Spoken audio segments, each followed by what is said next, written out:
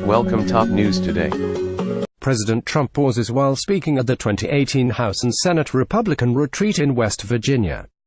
HarnikAP Here's a word that Republicans are going to make sure that working-class America hears a lot between now and the November elections. Crumbs is the scornful description that House Democratic leader Nancy Pelosi used last month when she summed up the new tax law passed by Republicans as consisting of the bonus that corporate America received versus the crumbs that they are giving to workers. Her comment was already making its way into Republican talking points and ads.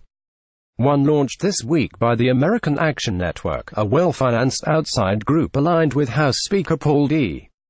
Ryan. RWIs showed Pelosi's face projected on two buildings along the skyline of San Francisco, a city that the right considers the temple of out-of-touch liberalism.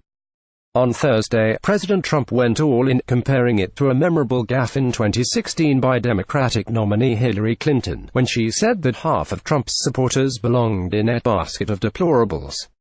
Does that make sense? Deplorable and crumbs? Trump asked during his speech to a congressional Republican retreat in West Virginia. Those two words, they seem to have a resemblance.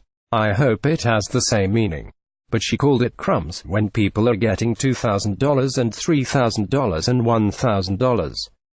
That's not crumbs, that's a lot of money. House Minority Leader Nancy Pelosi speaks during a town hall-style meeting Thursday in Cambridge, Massachusetts. Stephen HarnikAP In fact, Pelosi's comment was taken out of context and did not refer to the overall effects of the new tax law.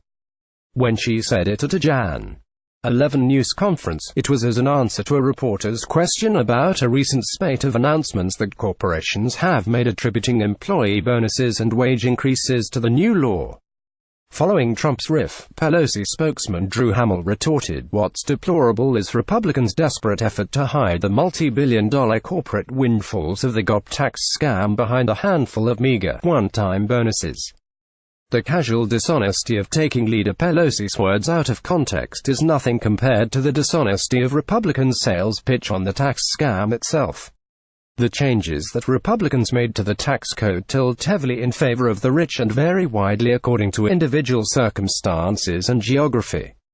But this year, 80% of households will get some kind of tax reduction, with the average receiving around $1,600, according to an analysis by the Nonpartisan Tax Policy Center. That may not be a life-changing sum, but most Americans could easily imagine what they might do with it: put some money away for a child's college tuition, perhaps, or fix the annoying engine noise of a car they cannot afford to replace. While the tax law was broadly unpopular when it took effect, recent surveys suggest voters may be warming up to it as they begin to see the changes in the paychecks.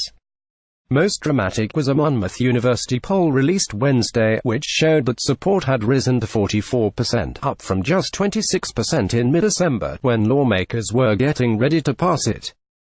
It was the first major poll to show the legislation had just as many supporters as critics.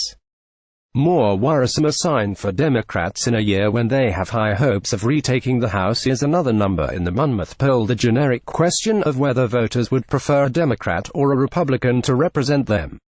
The survey showed that Democrats now hold an edge of just 2 percentage points, down from a 15-point advantage just a month ago.